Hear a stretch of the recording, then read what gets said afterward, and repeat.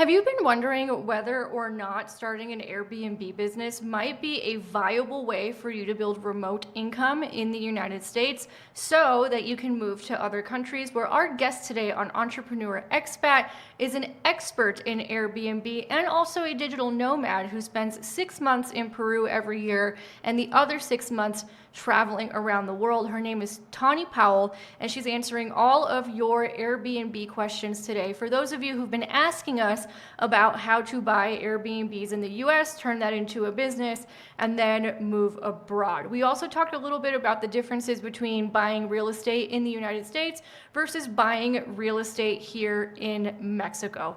Welcome to Entrepreneur Expat. I'm Amanda Obega, and together with my husband Justin, we help you move abroad, relocate to Mexico, is where we're spending a lot of our time right now with our clients. We also teach you how to make money online so you can go anywhere in the world. We talk about international investments, international business opportunities, and we interview people like Tawny and other expats and digital nomads about how they're able to travel all around the world and pay for it. So if that's something that you're interested in, make sure to subscribe and hit the notification bell so you don't miss a single video or podcast interview that we have coming out on this channel. And go ahead and give this video a like because it helps us get it in front of more people. And if you're listening on the podcast, make sure to leave us a review on Apple or Spotify or wherever it is that you are listening. And there's two kinds of people who are going to be interested in this interview today. The first group is those of you who are interested in buying real estate in the United States and starting an Airbnb business there and generating income from that, and then using that income to qualify for residencies and visas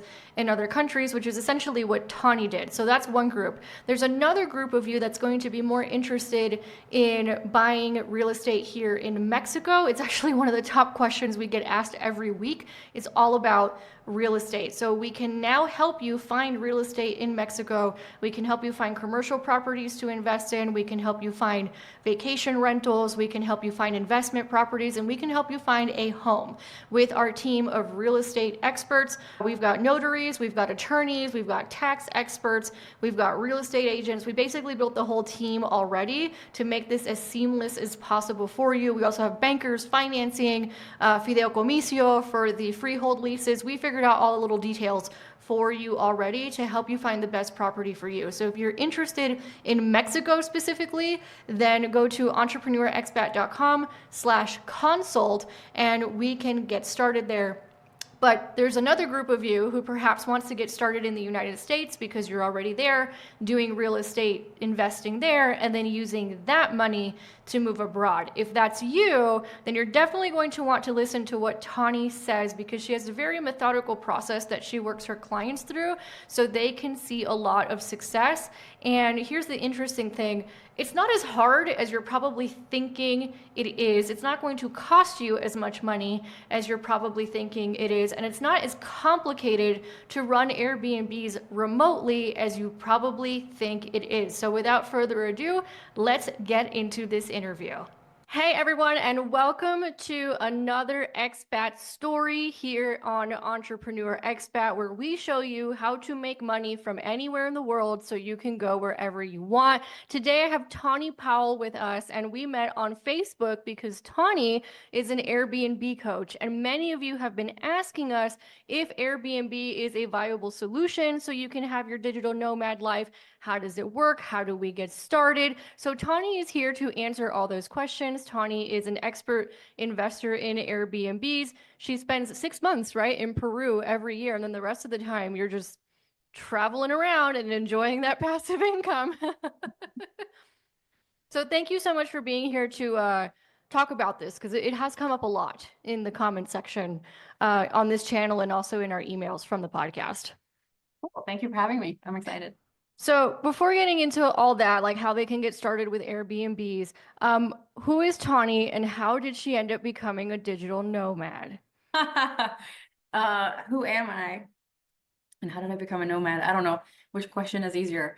So I'm from Massachusetts. I don't know. I think sometimes that's important because sometimes I cuss a lot and I try to keep it clean most places I go.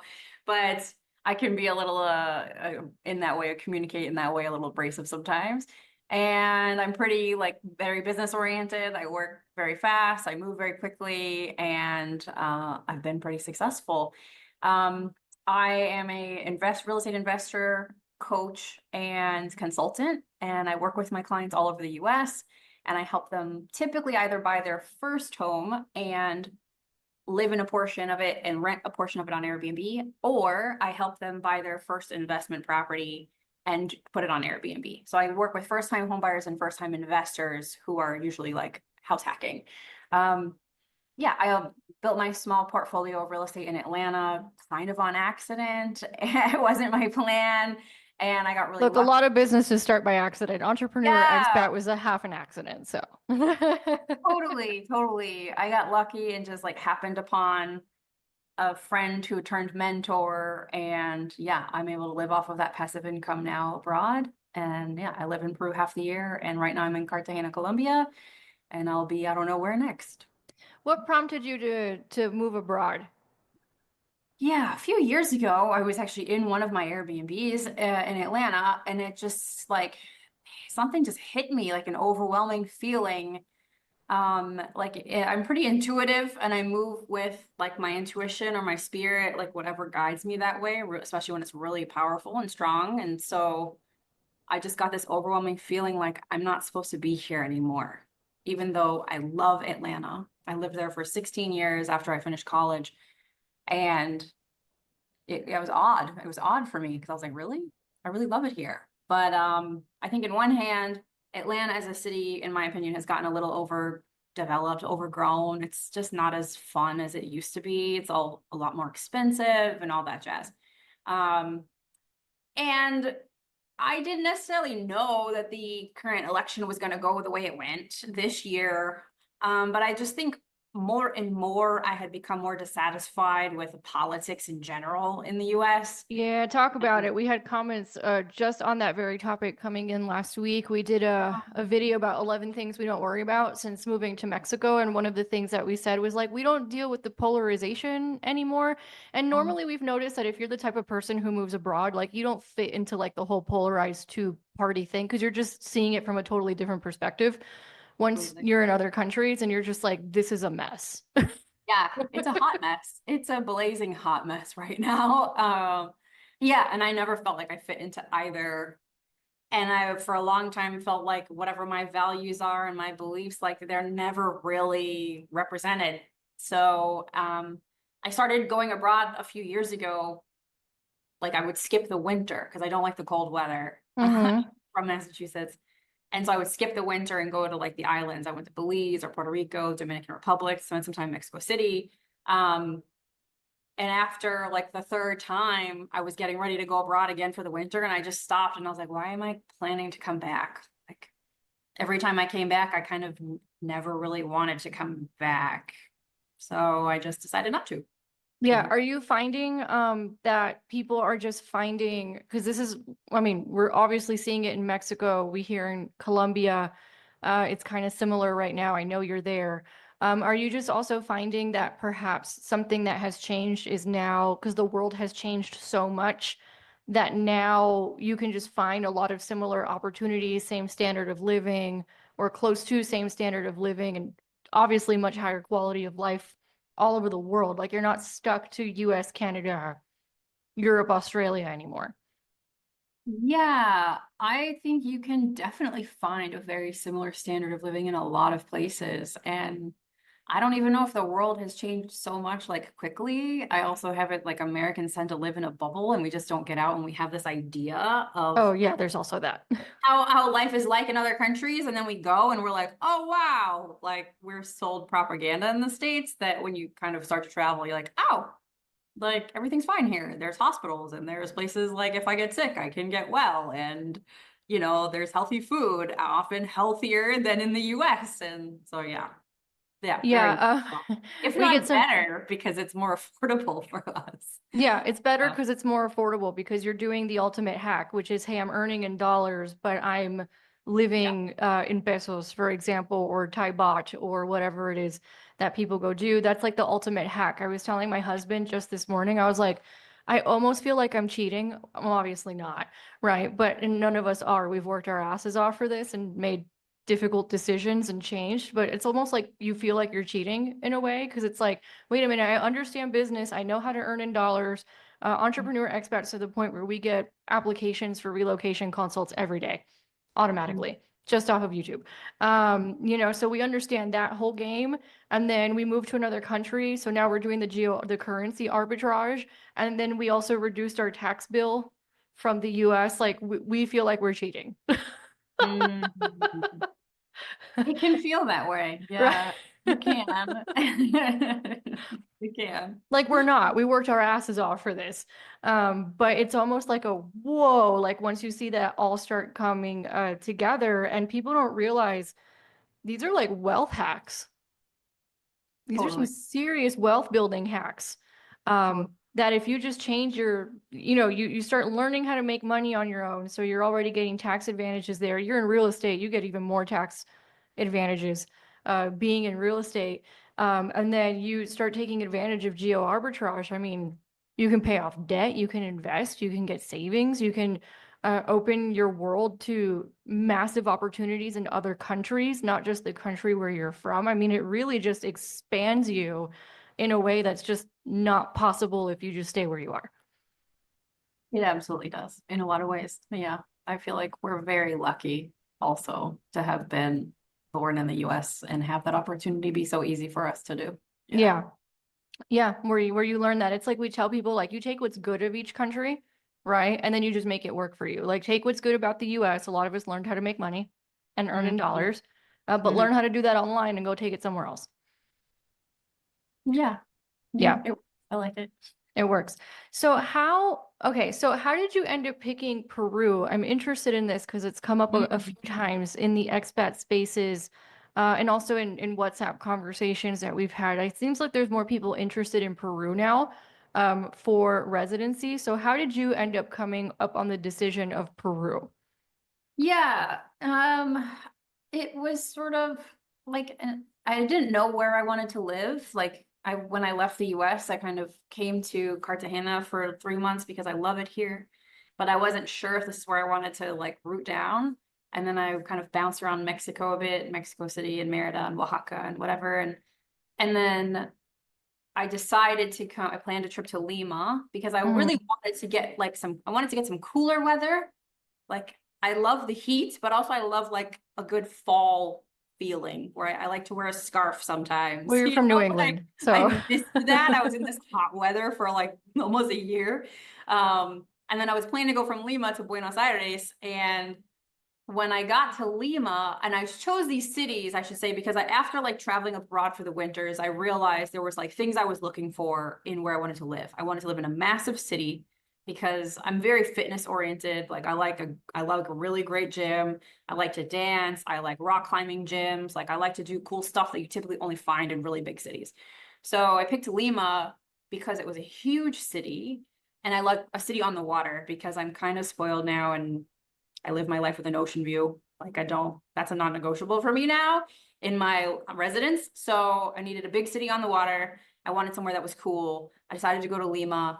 I had a whole trip planned to Buenos Aires after that. And when I got to Lima after 5 days, I was like, I canceled the Buenos Aires trip. And I found out after canceling that too, like a couple weeks later, I started to ask more and more about, residency because they give you an automatic 90 days when you get there, but that's it. You're supposed to leave and come back or whatever. Um, I then found out that the residency process is really fairly simple, very easy comparatively, and very affordable. And there's a short path to dual citizenship in Peru, like 2 years. yes, Once two you have years. residency, you can apply for dual citizenship within 2 years. Like that's really short. And Yeah, I had that in the back of my mind that I would like to have another citizenship somewhere else, as something to fall back backup. on. Yeah. Yeah, we're working on Mexico now. Yeah. But we tell people a lot of times on this channel, we're like, look, a lot of people get started in Latin America, number one, because it's more affordable. Number two, usually more straightforward for residency. And number three, you can actually become a naturalized citizen that is not typical Yeah. all over the world. It's kind of unique to the Americas. So if you're looking for like your first Plan B passport and you don't qualify via ancestry or anything like that, a lot of people get started in Latin America. Yeah, yeah. And there's like consultants down there that do it. I worked with a team and they made it really easy for me. So it's kind of a no-brainer. And Yeah. once I got my residency, I now have health insurance. I have Peruvian health insurance for $4 a month. Like, Wow. didn't Yeah, have to get Mexico's more expensive on the health insurance front from it. Latin America. Peru is cheap. Also, I'll say that because I've spent a Yeah. lot of time in Mexico City. My best friend lives there. I enjoy Mexico. It's gotten really expensive in a lot of places compared to other parts of Latin America. So your dollar goes really far in Lima. I enjoy that. Yeah, Mexico is really it's turning into a bit of an economic powerhouse, and everybody and their mom, literally from all over the world, is trying to move here right Yeah. now. So obviously Yeah. that causes an increase in Mhm. prices, and there's other factors to it as well. But Mexico's kind of doing one of these right now, and then Okay. the prices are going up with it. Very much so. Very much. You Mhm. also just need to know how to hack it and who to talk to. Like on our team, for example, of real estate people, because we help people relocate. We're like, listen, you got to make sure that people don't get gringo priced or gringo taxed, because part of the problem is like the gringos come, they think it's cheap, but they're actually getting kind of taken advantage of, and then that increases the Mhm. prices for For everyone. everybody.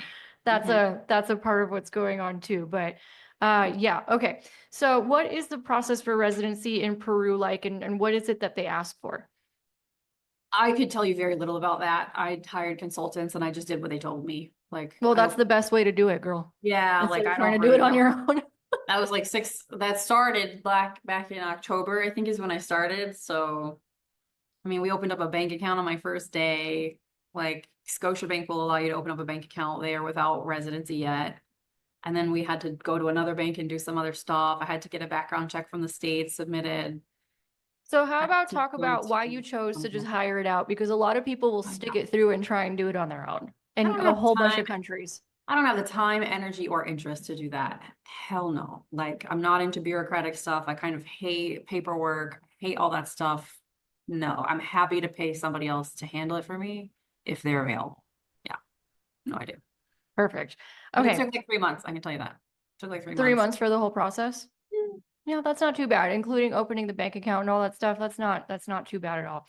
Mhm. Did you have to like go back to the States and do part of it over there, or is everything just done in Peru? Everything was done in Peru. Oh, it's so fascinating how different countries do it. Yeah. They all have their own nuances of how they handle these things. Okay, so let's get back into the Airbnb and how you actually make money, because half of the audience, they're very interested in Airbnb as a means of, generating some sort of income, so then they Yeah. are able to move abroad. So if Yeah. someone's in that space right now where they're like, hey, I think this is how I'm going to do it, right? Where would one get started? I know you have courses and programs and all that kind of stuff, so we'll leave it um, down below because I know you can't answer in like a 30-minute interview, but to the Right. best of your ability, right? Yeah. If someone's in that space right now, I guess a better question is who's a good fit for it? Maybe that's a better question, because Yeah. it's kind of like every business, like not everybody can do every business, not everybody has the profile for it. So who's actually a good fit for being like, hey, Airbnb would actually work for you, like this profile of a person? Um, I would say there's a number of people that it would work for, to be quite frank. Like it can work for a young or even a mid-career professional. It can work with who's single or a couple who wants to do it together. Probably be a little easier if you have a partner to do it with, but not impossible to do it alone. I also have some clients who are older and want to eventually retire out of the US, but they're like ready to go remote now, like 10 or 12 years early. Um, it makes a difference, to have a good, stable job. I mean, some solid income always makes a difference to be able to have the funds to acquire the property. Not only that, but like to set up the property, to furnish it. And then like if or when you're abroad, if there's things that are happening, you're hiring a property manager to manage a lot of stuff. So you want to be able to absorb some of the costs that may come up on owning a property while you're abroad. So somebody who has a decent amount of disposable income, I think would make a big difference for them. Yeah. And if you're looking to build wealth, like you buy a house, that's going to appreciate in the future, then that's always a benefit too. But I think there's a pretty broad spectrum of people that it can fit for, as long as you can work remotely. Yeah, and I think with Airbnb or real estate in general, a lot of people perhaps an objection they would have maybe along the lines of like, oh, okay, but because you hear people saying this, like it's not really passive, like you have to be there all the time, or if something breaks, it's on you, or you're the owner, so like everything that happens with the house, like you have to handle it. So some people will make the argument that it's not that passive. Or they might not see a pathway in terms of like, well, how would I be able to do this remote if I have physical properties that I have to deal with? Like, wouldn't I have to physically be there? Yeah. Yeah, I think that's a bit of a misnomer. Like there are people who own vacation properties in other states and that have been doing that for decades. Like that structure is not new. What's new is people going abroad now.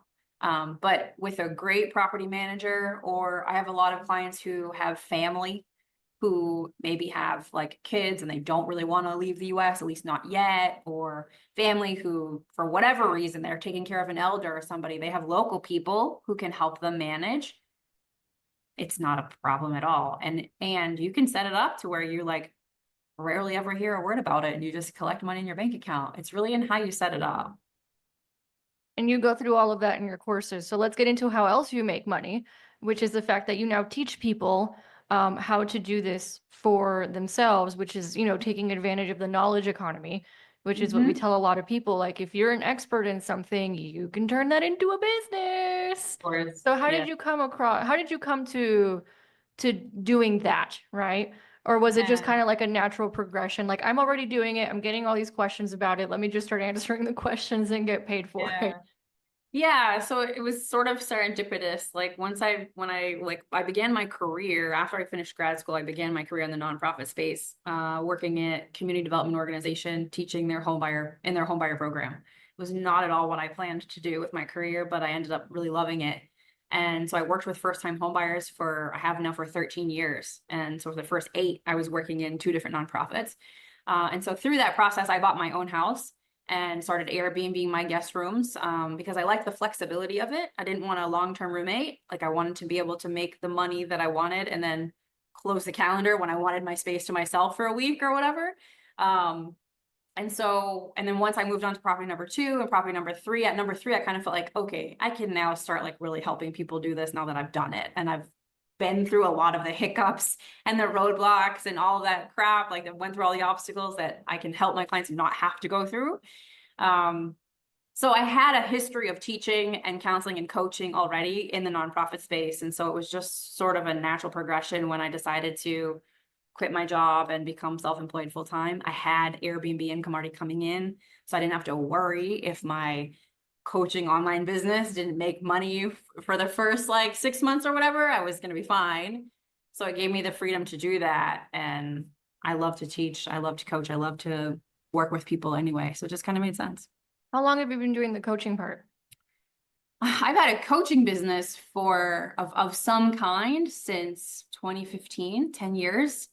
It looked different then. I was like, because I was still working in the nonprofit space, I had friends who didn't want to become a homeowner, but wanted help with their budget or how to plan for their taxes or stuff like that. So I created a small little side coaching business to help my friends and people who wouldn't come to the company I worked for anyway. And I wasn't really competing. And then I'm a highly trained coach in other areas like communication and just like general life activation, empowerment coaching. So I did a lot of that coaching early on until I quit my job and I created this. I'm wondering if you've seen like an increase in interest of, because you mentioned that, for example, the thing that's different now is that people are going abroad. So I'm wondering if it sounds like you've seen like an increase in interest of people being like, here are the Airbnbs, but I'm dipping out of the United States. And then the Airbnbs are just going to, it sounds like you've seen an increase Yeah. over the years. What do you attribute it to, just based on the conversations that you're hearing from people as to why they're considering that? Yeah. Well, yeah. I I'm mean, sure you hear it all just like we do, but yeah. I mean, there was a spike, this year in January after the election results, of course, like a huge spike. And it was already starting before that. I would attribute it to, I think, I think the pandemic gave people a lot of people the taste of working from home or working remotely. I think that's one part of it, when people realize, oh, I don't necessarily have to be at the office. I don't have to be in Cincinnati or whatever city they live in. And then it was like, I don't even have to be in Ohio. I don't have to be in the States. I think it kind of just like that had that progression happen. And I think also the cost of living has gone up in the US like steadily and quite a bit in the last few years. I mean, I have friends, like my best friend moved to Mexico City like 6, 7, almost 7 years ago now. She was an early adopter. And I don't think at that time there wasn't as many people going, but in the last like 3 years or Yeah, so, Mexico stayed open really, during it, the pandemic, so it was one of the only countries that was open, so it and was more lax. uh, Because the president at the time was like, I'm not ruining our economy over this. Wear a mask, basically, and wash your hands. mhm, So they were closed, but they were a lot more lax, and people could go in and out. A lot of people got stuck in Mexico because they couldn't go back to their home countries because the pandemic caught them here. Then Mexico had to regularize all those people. Like, there's a lot of factors as to why everybody's mhm, ended up in Mexico.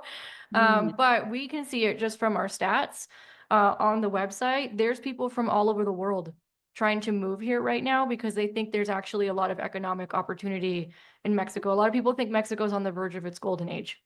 I believe that's probably true. Yeah. Yeah. Yeah, Yeah. I mean, we literally, Americans are the top one, obviously, then Canadians. But if we look at our stats, we're getting Australians, people from Asia, people from Europe, other Latin American countries. A lot of people Mhm. got their eye on Mexico. So there's a lot of factors going on. Uh, that's where everybody's ended up in Mexico. Yeah. Yeah. Yeah. But yeah, Yeah. people have been going abroad, I think, more in the last few years because of those reasons. Yeah, and then Mexico also has a relatively straightforward residency process. And then you don't have to live in Mexico to have the residency. So a lot of people would just have it in their back pocket, go in and out, all that Mhm. kind of stuff. And then it has a generous tourist visa, although they are cracking down because it's gotten so overwhelming that they are cracking down and tightening up their systems. Okay. Because I mean, we were just talking to the immigration attorney that we work with the other day, and she's licensed in Mexico and the US. So she helps her clients on both ends. And she was like, the consulates in the United States for Mexico are absolutely overwhelmed with visa appointments. Like, it's getting harder and harder to get appointments. You have to like know people, work with an attorney who can get you in. I mean, it's getting Mhm. pretty balls to the wall. I believe it. Yeah. Mhm. But to your point, there's other countries that are seeing surges. I mean, Costa Rica saw a surge, Panama saw a surge, Very much so. Colombia saw a surge. My husband lived in Colombia for 3 years in Medellin, and he was like, I got there before all the Americans got to Medellin, and now Medellin's full of Americans. Oh, yeah. Full, completely full of Americans. Yeah. Um, I know a lot of people got their eye on Argentina, Yep. trying to see like what happens over there. Are there investment opportunities? Is it a decent second passport? So Latin Yeah. America is a lot of people are very interested in Latin America. And then of course we hear about, Southeast Asia all the Yeah. time as well. Those are the two that come up the most. It's really interesting. Yeah. My mom says it's a global musical chairs. Could be. Oh, maybe could be. I like that. I like Yeah, that. there's just people moving around all over the place and to Yeah. places that they never would have considered. And you also take into account that now there's more and more like marriages and relationships happening more multicultural. So, Mhm. I mean, we interview people all the time who ended up in other countries because of their spouses. Yep. I ended up in another country because of my spouse. Yeah. I think it's a great thing. I think Yeah, it's a so there's a lot of really interesting stuff going on. Okay, so back to the Airbnb for the people who are like, this is my thing. Where do you suggest they get started in terms of research? Obviously you, right? But where would you recommend that they get started in terms of really trying to understand, how this world works so that like you said, they avoid a lot of the pitfalls that you Mhm. experienced? I mean, there's a ton of like Facebook groups there's like people who are gurus that share information. There's a ton of people who just have like mini courses that they share. I largely do one-on-one consulting, and then I have a DIY course that I've just launched this week. That's like super affordable for folks. and that teaches everybody from start to finish there. But I think truly, you know, I think it's a cool thing to literally go on Airbnb as if you're looking to travel to a certain place. Like if you're thinking of, for example, putting up an Airbnb in Florida, whatever part, right? Like go on Airbnb like you're going to travel to that city and just see what the options are like. Like if you're thinking you want to put one up in Miami, go look at your competition. You know, see what their nightly rates are, see what the properties look like.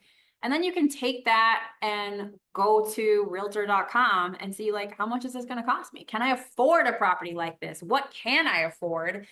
And then go back to Airbnb and be like, how much money is that actually going to make me? And you can open their calendars and see how booked up a listing is or isn't.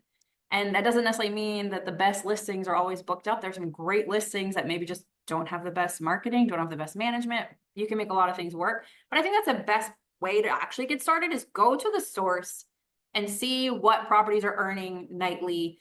Look at how much their calendar is booked and do the math. Like I became an Airbnb host in 2015. Like 8 years ago, like 2 years after I became a host, I started doing this myself. This is before Price Labs existed and all of that stuff. And, you know, I kind of just had to do my own data digging from scratch from Airbnb.com when I was looking to buy my next investment property and figuring out where I was going to buy it and what made sense. Like I just pulled a bunch of listings and did the math.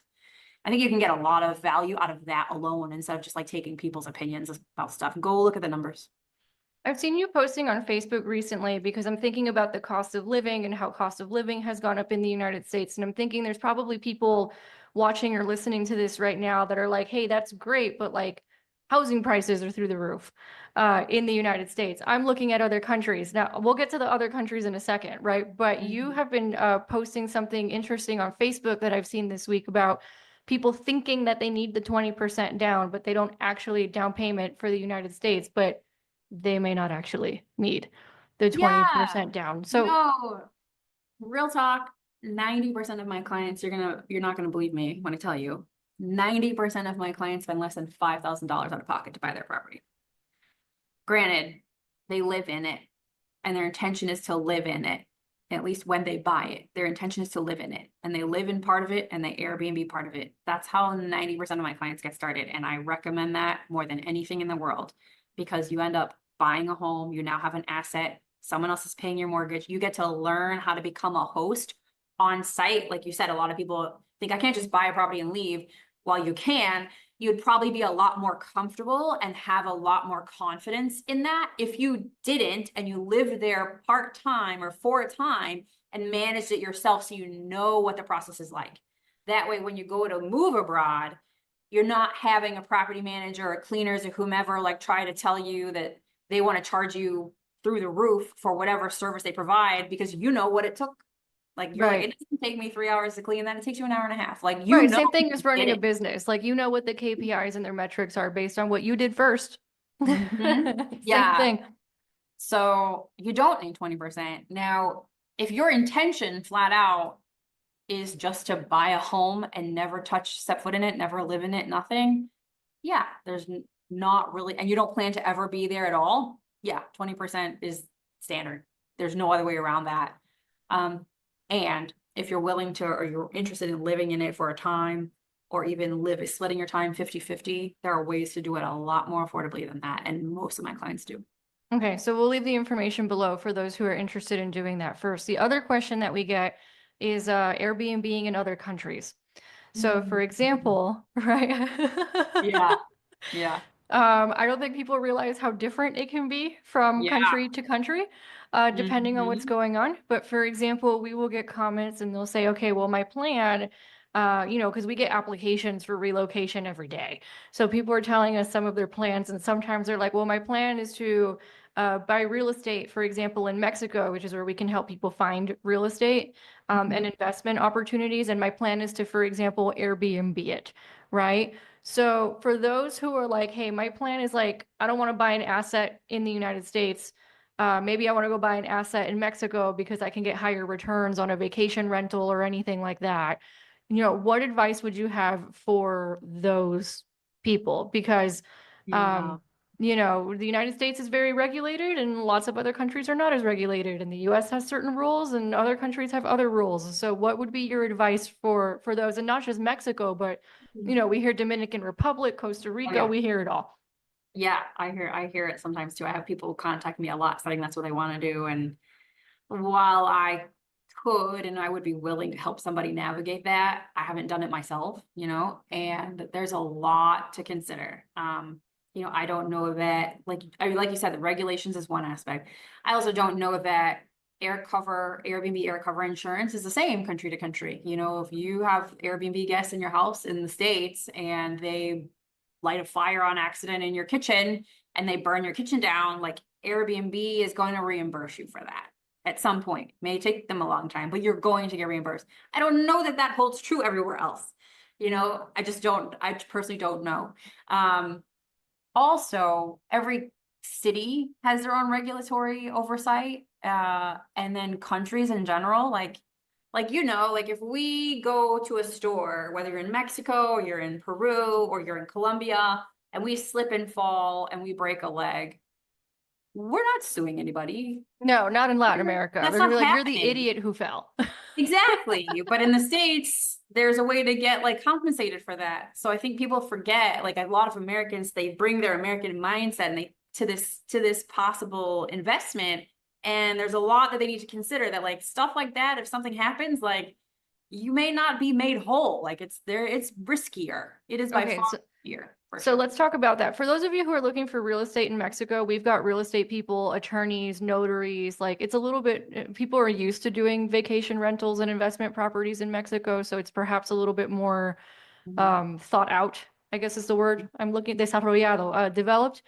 Yeah. And in like Costa Rica and stuff like that as well. Probably, I don't know about Dominican Republic. I know a lot of people are starting to go over there. But talk about the American mindset because that is actually something that we talk about a lot with our clients Mhm. when it comes to like immigration process and buying real estate in other countries. And for example, we have a lot of questions coming in about, and we'll have our real estate people here from Mexico doing videos to answer a lot of these questions. But we had one come in recently that was like, hey, so is it worth it to buy foreclosed properties in Mexico? Like, is it worth it? What is the state of the property? And I'm like, the foreclosure process here, like when something's in juicio here is not the same as the Yeah. United States. Because like over there, and this is what our real estate people have told us, they're like, you could, but it's going to cost you an arm and a leg in lawyers. And like the process is different. Because like over there in the United States, for example, like the bank just kicks you out, they have an asset they're trying to get rid of, and then you can get it for cheap. Here, Right. it's not quite that simple. Yeah. When you have a property that's in juicio, as they Sure. call it. So sometimes we have seen that too. Or the other thing that we have seen is because they're not exactly sure what the rules and the systems are of the country, then they accidentally end up breaking the law. We've seen that happen For sure. as well. Hmm. Which I guess is another part of the mindset of like, oh, okay, I'm just going to trust anybody and what they tell me in this country where I don't know where the systems work. So what do you have to say about like those things? Like what should people keep in mind now that you have the experience of having Airbnbs and obviously having lived in the United States and then also spending a lot of time, perhaps not investing in other countries, but living in other countries and Yeah. you learn how stuff works. Yeah, like, you could buy a property. I help my clients buy properties in the US. And from the day that they get their mortgage pre-approval till they close, typically 45 to 60 days. Right, Not exactly. always like that in Latin America. Exactly. Coming to anywhere in Latin America, like, do not expect the same amount of efficiency, timeliness, or clarity through the process. Like, I haven't bought a property abroad, and I've heard stories like it just takes a lot longer It depends. to Like in Mexico, it'll acquire a depend lot of like who's the real estate person, who's the lawyer, so when we built our team, like for example, there's this other thing in Mexico, a lot of people don't know this either, about buying property in other countries. We're like in Southeast Asia, you technically can't own property, quote unquote. It's like yeah, freehold leases, yeah, because the property is reserved for the citizens. Now, I think if you're in a building, it's a little bit different in Thailand. Like you can own a condo, but like foreigners cannot own more than 49% of the condos in the building. But if you have a house, then the foreigner gets 49%, the Thai person gets 51, or you do a freehold lease. Mexico has that too. And so do other countries where there's certain areas where you can buy as a foreigner and other areas where you have to do freehold leases. So for example, here in Mexico, we have a company that we work with that specializes in the freehold leases for the foreigners that we have to vet. And if they do it, the process can take 1 or 2 weeks to get the permit approval. If somebody goes to do it on their own, forget it. It's going to take months to go do it. It's just not the same. It's just not the same at all. And then people get very frustrated with the process because they bring that sort of like, oh, it's the United States, all this stuff, like it's super efficient in the United States. And we're like, yeah, these things are not as efficient in other countries. It just takes longer, or the legal process is different, or there's places where you can buy and places where you cannot buy as a foreigner. So other than like it not being the same process, what would you think are things like 3 things that people like absolutely need to consider if they're considering perhaps, you know, doing Airbnb or buying properties in another country that's not the United States? Yeah. Do you have a generous amount of your own personal capital, whether it's like invested somewhere but semi-liquid, you know, or assets? Like, can you absorb a major loss if you were to have one? For one, because there's just not the same kind of consistency or protection in other countries as there typically is and we're used to in the States. I think number 2, if you're not, some people are buying properties and developments where they already have, like, you know, if you buy a condo in a condo building and it's used to Airbnbs, there's already cleaners on site, there's a whole management team, like, cool. But if you're not doing that, if you're looking to buy like a freehold, like a, not a freehold, like a standalone property, a single family somewhere, wherever, you know, do you have the relationships locally? Like, one of the reasons that I really encourage my clients, even the ones who want to move abroad, to buy in the States, and they always ask me, where should I buy? I say, wherever you are. Because you have relationships there. You have people you can trust.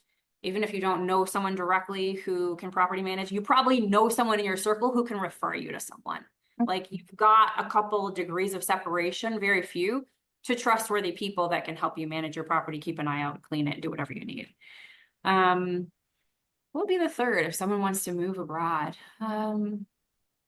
I would say, and I'm not an expert in this in any capacity, but like, research the taxes and the fees and the closing costs and all of that, because it varies widely country to country. Yes, and if you were to sell it, yes. Do math. I'm Like, glad you brought this up. what it's gonna Yeah. take.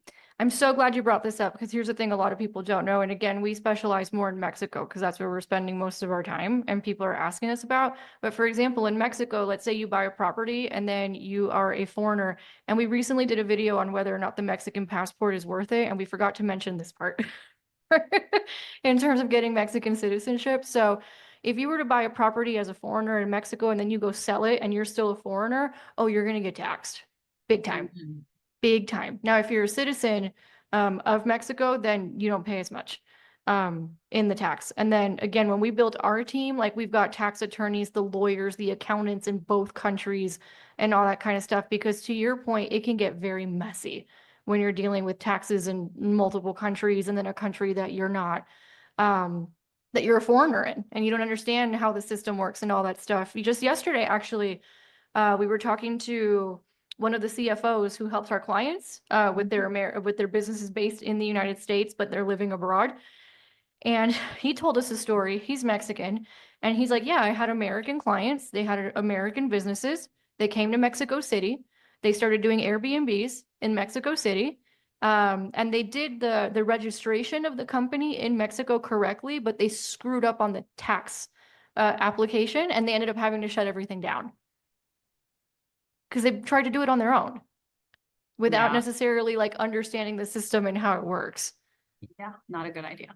Yeah. Not a good idea at all. So I'm glad you brought up taxes, because that can get very hairy. And a lot of people don't realize that a part of this moving abroad journey is you have to tax plan and you have to do tax strategy. A lot of people just like leave and move and didn't think about the taxes. Yeah. Okay, thank you. Yeah. They're like, oops, Uncle Sam is still charging me California state taxes. And we're like, yeah, because you're domiciled in California. You got to go domicile in Florida or something. Right. So a lot of people don't, or, like to your point, when you start buying properties and things in other countries, like what's the tax like when you buy, when you sell, what are the closing costs? And again, for those of you interested in Mexico, our team handles all that stuff and runs all the numbers. So you don't have to like freak out about all of that. Um, but if you're trying to do it on your own, to your point, like it gets crazy. It gets really, really crazy and very confusing and very complicated very fast. Like I said, we've had some we've had stories come in where people got defrauded $500,000 because like the land didn't technically exist. We've had that happen. We've had people who pay for a property completely in cash, and didn't realize that there's legal limits to how much you can pay in cash in Mexico. So they broke the law, and so did the notary that they were using, or they get told, for example, like, oh, there's no such thing as an intermediary here. And we're like, that's bullshit. There's intermediaries to buy properties in Mexico. So I guess all of this to say, and I guess you would agree, don't try and do it by yourself. No, no, no, It's not worth the headache or the loss of money to try and do it by yourself. not at all, Business and life lesson. for sure. Okay, where can people learn more about you? Because I see you posting on Facebook all the time about stuff about Airbnbs and things like that. So where can people go to get started in learning more about you and what you offer and the resources that you have for those who are like, hey, okay, I think I'm cool with starting in the United States. This is more of a long-term plan for me. And then actually, I just thought of another question for those in terms of like timeline, in terms Yeah. of like how long before they buy in the US before you think they can go abroad and do it with the least amount of hiccups possible with the Airbnb? I'm sure it Yeah, depends, but if you had to like measure it somehow. I would say, if somebody were to close on their property today, right, it's gonna take them at least a month, if not 6 weeks, to get the property furnished and painted and all the things ready for them to take their first guest and for them to feel ready to take their first guest. And then I would say do that for a good 6 months. Like, don't shortchange yourself. You could do it for shorter. I would recommend doing it for 6 months. Okay. And then after 6 months, do you think they would be ready to start making the plan abroad? Yeah, I mean, at 6 months, they could dip out. Like, you could, Ah, at okay. month like 3 or 4, you could start like having people help you. You could start turning over, some of your responsibilities to people locally while you're still there overseeing things and stuff like that. Like, you have some portion where you're doing it all yourself, and then you start to scale it, oh, scaffold yourself out, but I you're guess still, for those who are the analytical numbers people who follow us, they're yeah, probably wondering this question, which is like, okay, well, how many properties am I going to need? I'm sure it depends where and how much probably cash depends flow on. you're getting and all that kind of stuff. There's calculations to this that Tawny can help you with, Yeah. right? But if you had to like ballpark it, I know somebody's wondering this question, which is, what's my goal of the properties to be able to earn enough money where I can book it and go overseas? Like, for example, right, in Mexico, they're asking for about $4,100 a month to prove in monthly income for the temporary residency. So if someone's first goal is $4,100 a month, so I can go to Mexico, what should they be looking at in terms of how many properties they're going to need or how they set that up? And $4,100 a month is not a lot in my world. My clients typically make 6 to 8K a month on their first property. So There you go. So you need one. yeah, I was thinking much higher. Like, if somebody wants 10K a month or more, really depends on how much money do you have to spend on a house. Like, you can make 6 to 8K off of a house and spend, give or take 300K depending on the market. And that's within range for most of my clients who make about 75, $80,000 a year. Any more that you can spend, you can probably earn a little bit more with some key features and stuff. But I mean, if you want to make more, yeah, if you have like enough, you could buy a $500,000 house, you can probably turn that into a 10K monthly strategy if you want for yourself. Okay, It that's all really depends good. on the strategy and how much you want to have in your Yeah. pocket. Like I have three because I did this when I didn't have a plan. I didn't know what the hell I was doing. You know, like I've thought of it and I might like go back and wipe all three and turn it into just one. Like it would be easier with less questions, but you know, I kind of got started and I didn't have any guidance. So I just did what I did. So that's a pretty good, I think we kind of created the profile while we were here. 75 to 80,000 a year is what they're earning. They get the house. The house makes 6 to 8. And then with that, they can go to all of Latin America with Yeah, I that would and get a say residency. 75 to 80K in most markets in the US. Like Yeah. that's not New York City or LA. You know, not at all. But in most markets, that's probably roughly the minimum you want to make to be able to turn into a strategy like that. And also somebody who's not trying to move abroad next week. Yeah. Yeah. But you know, 6 months, 6 to 8 months, like my clients, our process, I've had people do start to finish, do this as fast as 4 months, Yeah. you know, and I've had That's people still to get pretty here. fast though. So yeah, 4 months is fast. The average for my clients is around 6 or 7, but you can do it as fast as 4 if you're ready on day one and you don't waste any time and you're not super picky when you're trying to shop for your home. Like you just follow the instructions and you pick something you buy. And I've had people take up to a year because they were really picky. I Yeah. helped person. So if you guys fit into that category, the profile that we just said, go reach out to Tani, because she can help you in terms of finding that first Airbnb. You're not in a hurry. You're making 75 to 80K in most US markets. You can get that first property in 6 months. You're Mhm. basically squared away. Not bad, if you ask me. Now, for those of you who are like, I already did that. I'm selling my house in the United States. I want property in Mexico, then reach out to us because we have all the real estate people and the lawyers and the notaries, and we'll make sure you don't break the law by accident. Sure. Perfect. And all that kind of stuff, and sort out the residency and taxes and everything that comes with that wild animal of international real estate. So, Tani, thank you so much for being here. Let the people know where they can find you because you're always sharing resources on how to Mhm. get started doing this. Yeah, yeah. Thanks for having me. So yeah, if you're on Facebook, find me on Facebook, just search my name. You'll see me probably at the top of the search results. I post a lot. If you're not on Facebook, my website is TawnyPowell.com. I'm also on Instagram, instagram.com/TawnyPowell. Those are the three top places that you can find me. I am on LinkedIn as well. If you're strictly on LinkedIn, just search my name. I'm not hard to find. Great. Thank you so much for being here today and kind of helping us better understand the Airbnb world and how someone can use it as their means of income so that they can finally go overseas and then still have assets in the Yeah. United States. Everyone, thank you so much for being here today. If you like this episode, you already know the drill. Give it a like, leave us a review on all the podcasting platforms, share it with a friend because we're doing God's work here, trying to get people living in other countries and getting out of some interesting situations in the US, Canada, and Western Europe right now. And Australians, you guys are reaching out as well. So make sure to share this with a friend, and we will catch you guys on the next one. Thank you.